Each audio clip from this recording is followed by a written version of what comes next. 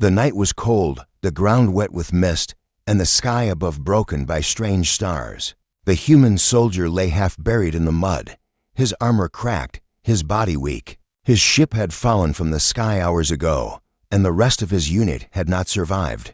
Fire still burned in the distance where metal bones of the wreck rose like broken teeth. He tried to move, but his strength failed him. The only sound was his own shallow breath and the slow beat of his heart. He thought this was the end. Death felt close, waiting to swallow him. His eyes began to close, ready to surrender, when a shadow moved across the mist. At first, he thought it was another nightmare, a vision from his pain. But then he saw her tall, graceful, and terrifying. An alien figure stepped out of the fog, her skin shining faint blue, her long hair flowing like a river under the moonlight. Horns curved from her head, and her eyes glowed as if the cold stars were staring at him. She was not human, yet there was intelligence, strength, and something unreadable in her expression. He tried to speak, but no words came out. His throat was dry, his body weak. The alien queen bent down, her hands smooth and sharp at once, and lifted him as if he weighed nothing. Her touch was cold, almost freezing. He wanted to resist, but his body did not listen. She carried him away from the wreck, her steps silent across the wet ground. He looked at her face, searching for mercy, but all he saw was a smile, small, perfect, but colder than ice. It was not the smile of kindness. It was a promise, a warning. The soldier's mind spun with questions. Why did she save him? What did she want? Was he a prisoner or something worse? His training told him to be alert, but his body betrayed him. All he could do was watch as the strange world passed by. Sharp rocks, glowing plants, and distant cries of creatures in the night. They reached a cavern carved deep into the ground, glowing faintly from crystals on the walls. Inside, the air was heavy, alive with sounds, scratching, hissing, the restless movement of many creatures. She laid him down on a stone platform, her eyes never leaving him. Finally, she spoke. Her voice was smooth but chilling, like water running over ice. You live because I allow it. By dawn, you will repay me. He did not understand. His breath shook as he whispered, repay. How? The alien queen tilted her head, her horns casting sharp shadows on the walls. Her smile widened just a little, and it sent fear crawling down his spine. My brood hungers. They must be strong. You will train them, fail them, and you will be their meal. His heart pounded in his chest. He wanted to believe it was a trick, a dream caused by pain and exhaustion. But her voice was too real, her smile too sharp. He felt the truth in every word. As he lay there, staring into the cavern, he saw movement in the shadows, dozens of glowing eyes staring back at him. Small bodies, sharp claws, teeth glinting in the crystal light. They were children, yes, but not human children. These were predators waiting for the chance to taste him. The queen stood tall above him, her icy smile fixed in place. The cavern filled with whispers, hisses, and growls, as if the brood already sensed his fear. The night stretched on, heavy with silence and danger, and as he lay trapped in the alien queen's presence, the soldier knew one thing. He had not been saved. He had only been chosen. The cavern air was heavy, filled with the smell of damp stone and something raw, something alive. The soldier's eyes darted from one shadow to another as the faint blue glow from the crystals revealed them small creatures crawling along the rocks. Their bodies were sleek but rough, scales catching the faint light. Their eyes glowed bright, orange, and hungry, and their sharp teeth reflected like tiny blades. They were young, but they were not weak. Every hiss and low growl told him these were not children to be pitied. These were predators being shaped for something more. The queen stood tall, watching him without a word. Her presence was enough to silence the brood for a moment, but only for a moment. When she tilted her head, the creatures crawled closer, circling him. He felt the air shift with their hunger, their excitement. His broken body tensed, instinct warning him to prepare for an attack, yet he could barely move. He swallowed the fear burning his throat, knowing she had already told him what they wanted. "You will make them strong," she said at last, her voice cold, smooth, final. The words echoed in his ears, sharp as knives. He wanted to protest, to explain he was no teacher, that his training had been made for human soldiers, not alien beasts. But he saw the brood lick their teeth, shifting impatiently, and he knew his argument meant nothing. His survival depended not on refusal, but on effort. Slowly, he pushed himself up, leaning on the stone for support. The brood hissed, sensing weakness, their small claws scraping against the ground. He raised his hand, steady though shaking, and forced himself to speak. "Stand back," he muttered, the command more for himself than for them. To his shock, they froze not out of obedience, but out of curiosity. They studied him, waiting to see what this fragile human would do, drawing from muscle memory. He reached for what he knew. He thought of drills, discipline, training fields back home where he had barked orders at recruits. His voice grew stronger. "Line up," he ordered, making sharp motions with his hands. At first, they ignored him, chittering and snarling. But one, smaller than the rest, cocked its head and mirrored his motion. Another followed. Soon a jagged, uneven line formed. Not perfect, not disciplined, but a start. The queen's eyes narrowed, her icy smile twitching. She said nothing, yet the air around her seemed colder, heavier. He knew she was measuring him, testing not only his skill, but his resolve.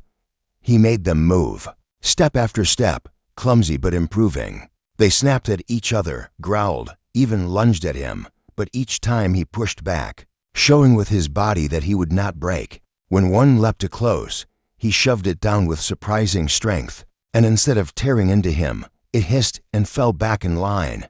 For the first time, he saw something shift in their glowing eyes. Not respect not yet, but recognition. They began to follow his rhythm, repeating his steps with crude precision. The cavern echoed with their synchronized stomps, their growls turning to something like unity. The queen finally spoke, her voice low, almost amused. "They listen." For now, the brood hissed again, restless, their eyes never leaving him. He felt his chest tighten. This was only the beginning. By dawn, he would either shape them into something resembling strength or become the meal their sharp teeth promised. And as the night deepened, the soldier understood the weight of every second that passed. The brood was watching, the queen was judging, and his survival was balanced on a blade thinner than ice. The brood circled him like restless predators, their glowing eyes unblinking, their claws scraping against stone. Every hiss rattled inside his chest like a warning drum. He forced his body upright, though his legs still trembled. Sweat rolled down his face, mixing with dirt and blood. The queen stood in silence, her gaze colder than the cavern walls. Her arms crossed as though she already knew he was one mistake away from failure. He drew a shaky breath and barked a command, his voice echoing louder than before. The brood twitched, some crouching low as if ready to spring. He moved, demonstrating a strike punching the air with sharp precision. For a moment they only stared, confused by the strange gesture. Then one creature mimicked him with a clumsy swipe of its claw.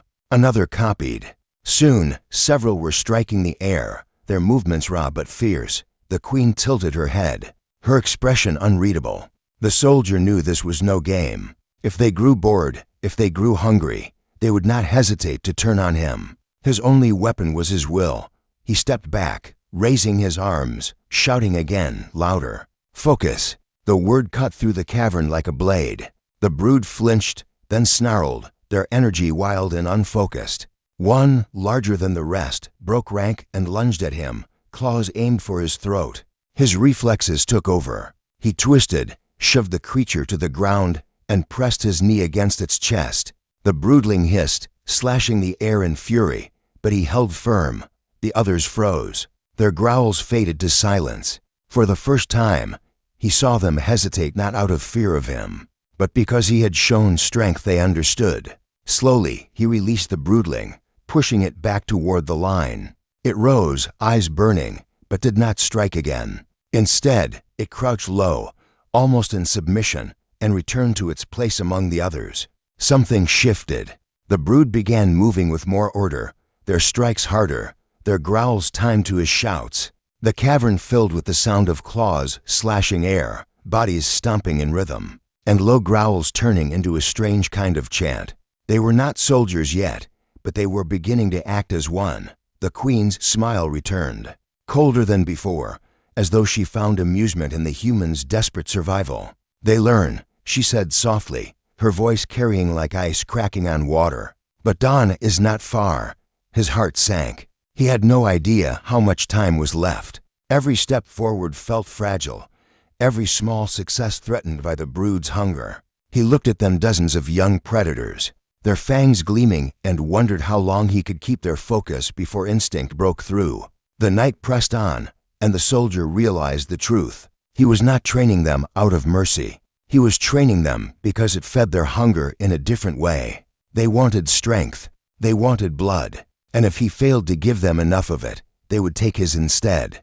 The queen raised her hand, and the brood scattered to the edges of the cavern. From the shadows, attendants carried in slabs of raw meat dripping with blood. The smell filled the air, heavy and sharp, making the brood hiss and snap their jaws. Their claws scratched against stone as they fought the urge to rush forward. The queen's icy smile widened slightly as she looked at the soldier. Strength comes from hunger, she said. Feed them discipline, or they will feed on you. The brood surged toward the meat, but she snapped her fingers, and they froze. Their glowing eyes turned toward the human. He felt the weight of their stares, the gnawing hunger inside them, and he knew what she wanted. He was to control the feeding. His throat tightened. If he failed, they would tear through him before they touched the flesh. He forced himself forward, lifting his hand to command silence. The brood twitched with impatience, snarling low in their throats. He remembered training camps back home, soldiers restless before rations, waiting for orders. He stepped in front of the meat and shouted, "Wait!" The cavern echoed with his voice. The brood growled, claws flexing, but they stopped, one step at a time. He began to shape their frenzy. He pointed to a small one and gestured for it to strike, then stepped back. The creature obeyed clumsily, slashing the air before retreating. He tossed it a chunk of meat. The others roared with anger, lunging forward, but he barked again, louder, stronger, driving them back with his sheer presence. His heart hammered, but he stood tall.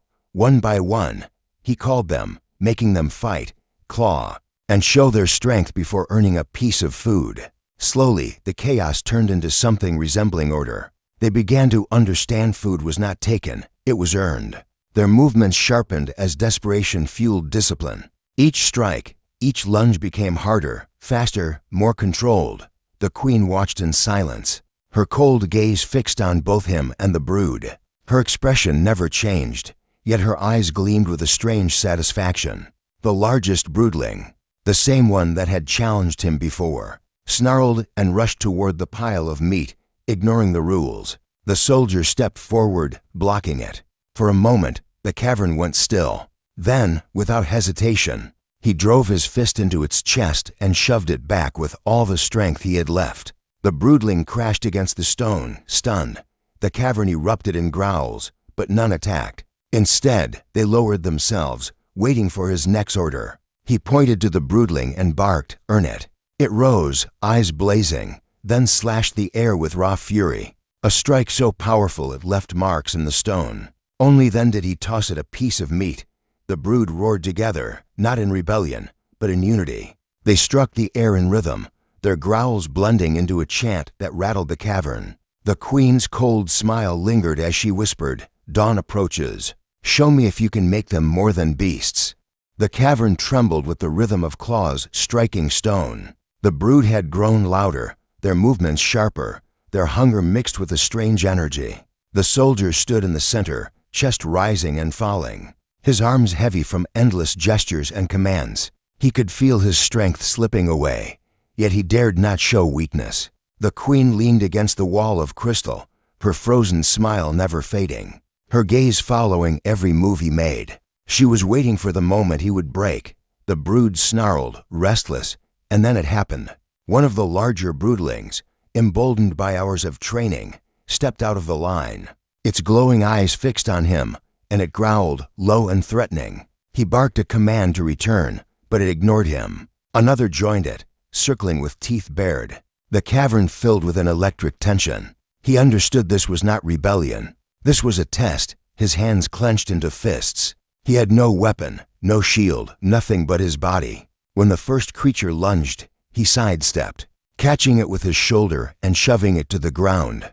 The second leapt, claws raised, but he grabbed its arm and twisted, forcing it to kneel. The brood hissed, circling tighter, waiting to see if he would rise or fall. His heart pounded, his breath ragged, yet he stood firm, shoving both broodlings back into the dirt. For a moment, silence filled the cavern.